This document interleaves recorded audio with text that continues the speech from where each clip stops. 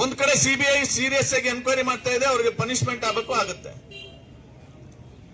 ಆದ್ರೆ ಪ್ರತಿಭಾವಂತ ವಿದ್ಯಾರ್ಥಿಗಳು ಓದ್ಕೊಂಡಿದ್ದಾರಲ್ಲ, ಅವ್ರಿಗೆ ಈ ನೀಟ್ ಎಕ್ಸಾಮ್ ರದ್ದಾದ ಮೇಲೆ ಆತಂಕಕ್ಕೊಳಗಾಗಿ ಟೆನ್ಷನ್ ಮಾಡಿಕೊಂಡು 21 ಜನ ಮಕ್ಕಳು ಆತ್ಮಹತ್ಯೆ ಮಾಡ್ಕೊಂಡು ಸತ್ತೋಗಿದ್ದಾರೆ.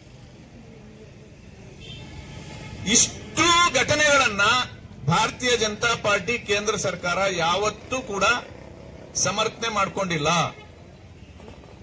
ಅನಾಹುತ ನಡೆದಿರೋದು ಸರಿ, ತಪ್ಪಾಗಿದೆ, ಇದನ್ನ ಸರಿ ಮಾಡೋ ದಿಕ್ಕಿನಲ್ಲಿ ಸೀರಿಯಸ್ ಆಗಿ ಕೆಲಸ ಮಾಡಬೇಕು ಅಂತ ಹೇಳಿ ಯಾರ್ಯಾರು ಈ ಹಗರಣದಲ್ಲಿದ್ದಾರೆ ಅವ್ರನ್ನ ಅರೆಸ್ಟ್ ಮಾಡಿ ಜೈಲ್ಗೆ ಹಾಕಿ ಸಿಬಿಐ ಎನ್ಕ್ವೈರಿಗೆ ಹಾಕಿದ್ದಾರೆ. ಮತ್ತೆ ಈ ನೀಟ್ ಎಕ್ಸಾಮ್ ನ ತುಂಬಾ ಟ್ರಾನ್ಸ್ಪರೆಂಟ್ ಆಗಿ ಹೇಗ್ ಮಾಡೋದು ಅಂತ ಯೋಚನೆ ಮಾಡಿ ಈ ವರ್ಷಕ್ಕೆ ಬಾರ್ಡರ್ ಸೆಕ್ಯೂರಿಟಿ ಫೋರ್ಸ್ ಮಿಲಿಟರಿನ ಪಡ್ಕೊಂಡು ಒಂದು ಸಣ್ಣ ಅಚಾತುರ್ಯನು ನಡೆದಿರೋ ಹಾಗೆ ಎಕ್ಸಾಮ್ ನಡೆದಿದೆ. 1,30,000 ಮೆಡಿಕಲ್ ಸ್ಟೂಡೆಂಟ್ಸ್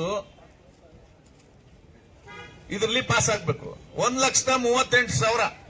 ನಿಮಗೆ ಗೊತ್ತಿರಲಿ, ಕಾಂಗ್ರೆಸ್ ಸರ್ಕಾರ ಇದ್ದಾಗ ಎಷ್ಟಪ್ಪ ಇತ್ತು ಅಂದ್ರೆ 80,000 ಸೀಟ್ ಇತ್ತು. ಭಾರತೀಯ ಜನತಾ ಪಾರ್ಟಿ ಬಂದ್ಮೇಲೆ 1,38,000ಕ್ಕೆ ಹೆಚ್ಚುವರಿ ಆಗಿದೆ. ಮೆಡಿಕಲ್ ಕಾಲೇಜುಗಳು ಜಾಸ್ತಿ ಆಗಿದೆ.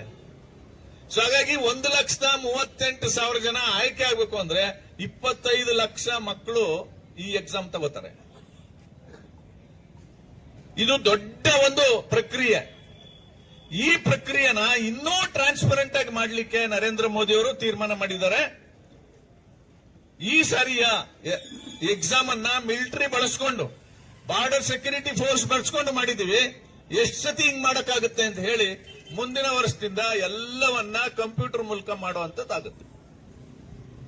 ಪ್ರಶ್ನೆ ಪತ್ರಿಕೆಗಳು ಎಕ್ಸಾಮ್ ಶುರುವಾಗೋದು ಇನ್ನೊಂದು ಅರ್ಧ ಗಂಟೆ ಇದೆ ಎನ್ನುವಾಗ ಕಂಪ್ಯೂಟರ್ ಬರ್ತದೆ.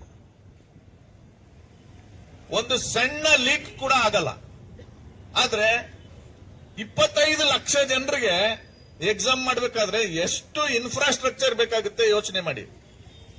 ಅದನ್ನೆಲ್ಲ ಪ್ಲಾನ್ ಮಾಡ್ಕೋತಾ ಇದೆ ಕೇಂದ್ರ ಸರ್ಕಾರ. ಸೊ ಮುಂದಿನ ವರ್ಷದಿಂದ ಈ ನೀಟ್ ಎಕ್ಸಾಮ್ ಅಲ್ಲಿ ಒಂದು ಸಣ್ಣ ಅಚಾತುರ್ಯನೂ ನಡೆದೇ ಇರೋ ರೀತಿ ನಡೆಸಬೇಕು ಅಂತ ದಿಟ್ಟ ನಿರ್ಧಾರ ಕೈಗೊಂಡಿದ್ದಾರೆ, ಮಾಡ್ತಾರೆ.